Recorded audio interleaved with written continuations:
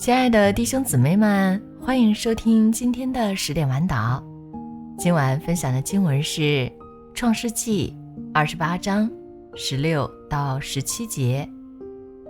雅各睡醒了，说：耶和华真在这里，我竟不知道。就惧怕说，这地方何等可畏，这不是别的，乃是神的殿，也是天的门。经文分享完了，我们一起祷告。天父上帝，我们感谢赞美你，谢谢你在万民中拣选我们，让我们做你的儿女。谢谢你将你的宝贵话语赐给我们，让我们知道应该如何遵行你的旨意，做你所喜悦的儿女。今天晚上的祷告，求你来引领。天父啊，你的慈爱是何等的大！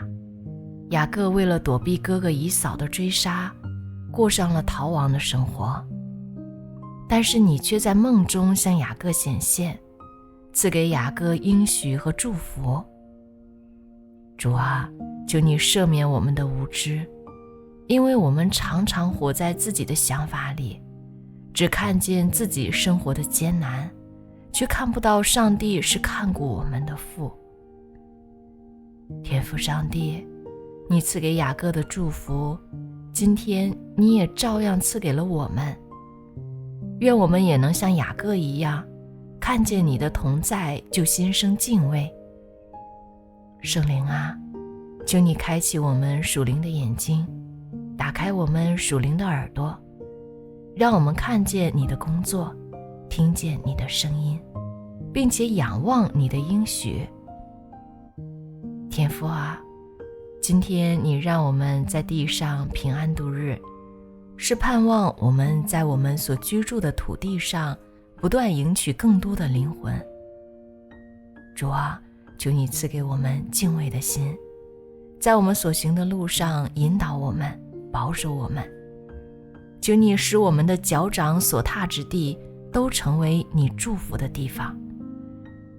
主啊，谢谢你拣选我们成为你祝福的通道，让我们能够像雅各一样站起来，向你献祭，将我们的一生摆在你的面前。主啊，我们深知如果没有你，我们拥有的再多也是无益，只有与你同行，我们的人生才有意义。主啊，我们愿意侍立在你的面前，为你所用，求你恩待我们。